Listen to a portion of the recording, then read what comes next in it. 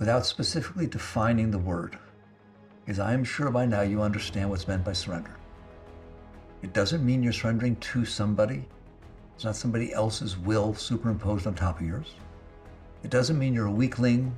I surrender, I give up, I don't want to fight. It doesn't mean you're surrendering your marriage or marrying. It doesn't mean you're surrendering your job or working. It doesn't mean anything like that. That's why I refuse to define surrender in the beginning.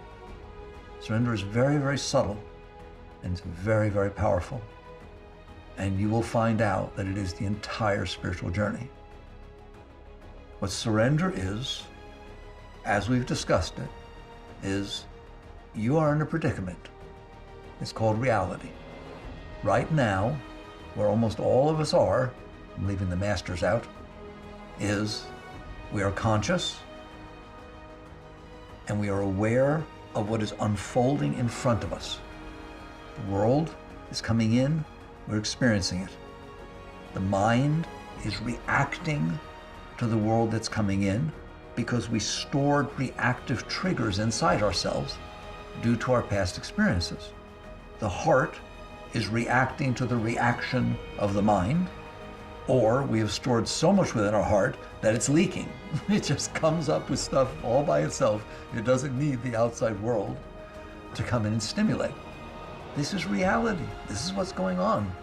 So you are in there overwhelmed at all times by this experience of releasing energies inside of you that most people know absolutely nothing about. And it's like a drowning person. I'm drowning. Well, while I'm drowning, I'm not very nice. While I'm drowning, I scream a little bit. While I'm drowning, I yell at people, help me, help me. I do all kinds of things while I'm drowning. If somebody swims to help me, I'll grab them. They may drown too. I'm not in charge of my actions. I'm not a rational human being. I'm not centered. I'm not clear. I'm drowning. And we are drowning inside. So what do you do when you're drowning? You try to grab something solid. That's what you do. You try to grab a floating board passing by. You try to grab anything you can in order to not sink. That is how almost everybody is living their lives. What are we grabbing? You're trying to grab onto form outside. If people will respect me and talk nicely to me, I won't be as caustic in here. If she'll love me instead of loving him and pay attention to me and say nice things to me and marry me, not to mention marry me, like take vows and tell me she'll always be true to me. And so that's pretty solid, right? Excuse me.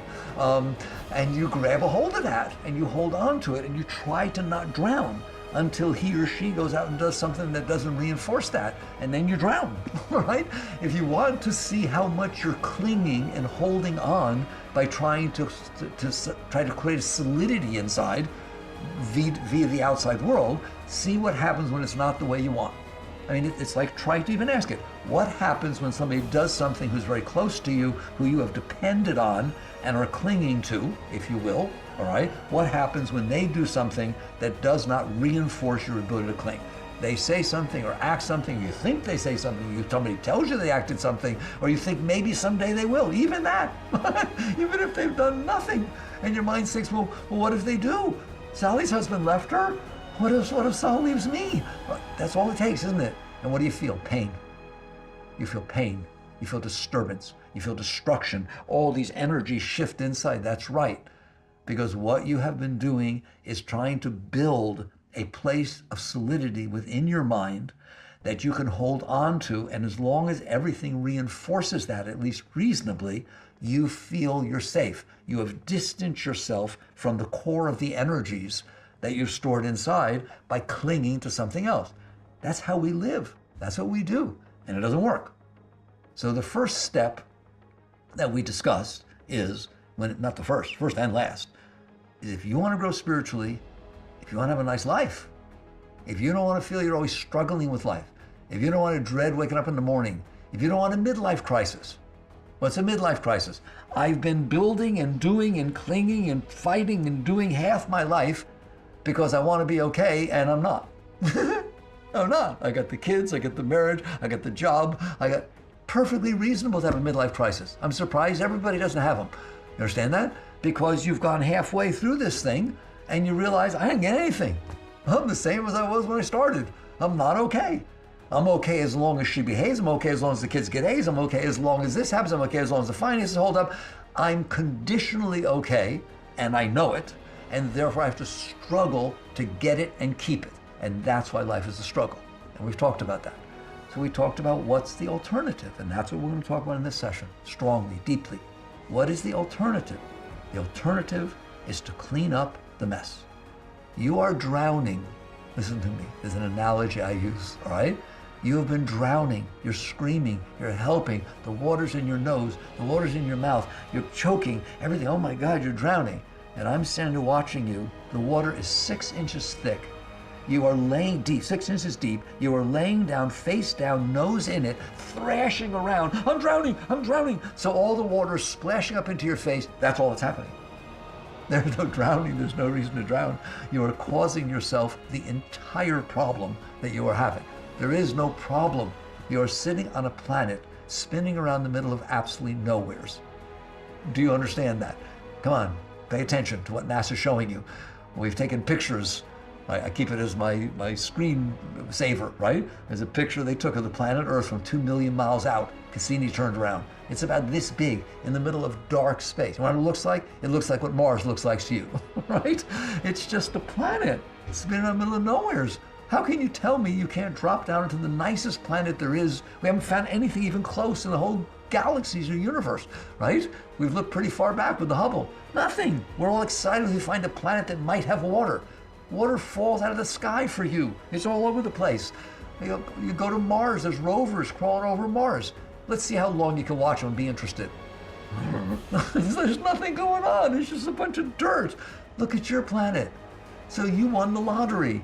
You dropped down into this phenomenal planet that's always exciting and challenging and growthful and colorful and shapes and sounds and unbelievable. And what do? You suffer. Why? It's not the planet. It's not that.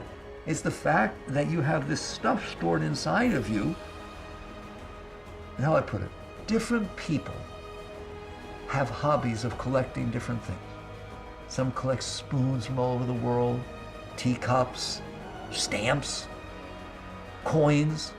You collect bad experiences. And that's the truth. That's what you made your hobby. I'm going to collect every bad experience I ever had and keep it inside of me on display so that it can continue bothering me. All right? That's the only problem. That's the problem. If you keep doing that, you're going to collect more and more experiences throughout your life, and it will get heavier and heavier and harder and harder. So the answer is the willingness to let go of this stuff that you have built up inside of you. Then you will not be drowning. It's not a matter of what do I do because I'm drowning. You won't be drowning. I've explained to you, there's an energy flow that flows up inside of you. Most of you don't know too much about it yet. Some of you do. You've had experiences. If you will practice what we're talking about, every single one of you, this energy flow will become a totally natural thing to you, just like your breath or your heartbeat. It's something you actually experience. It's real. The energy flows up. It can't make it past your blockages. Therefore, it manifests exactly in accordance to the blockages it hits. And that's what you now experience as your normal state, right? It's not a normal state. It's the state that comes because these are the blockages you stored. And so you feel a certain amount of fear, a certain amount of anxiety, a certain amount of tension, a certain amount of love. It all comes up. When people, some of you are into auras, people say their auras are different colors and different spots. It's all right.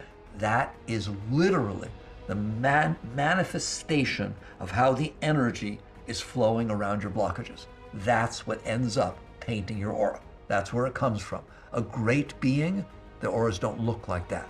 They're pure light, shine, oh my God. They're pure light, shining, beaming in all directions. The size of, yours is around your body, theirs would encompass the town. And that's the truth, all right?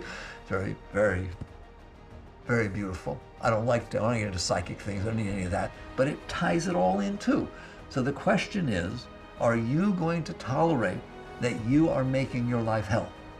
That you are causing yourself to drown, you're causing yourself to have emotional problems, you're causing yourself to not be happy, and then you're going outside and demanding that the world be somehow that you made up, that if it's that way, I'll be okay. No, you won't. It's that simple.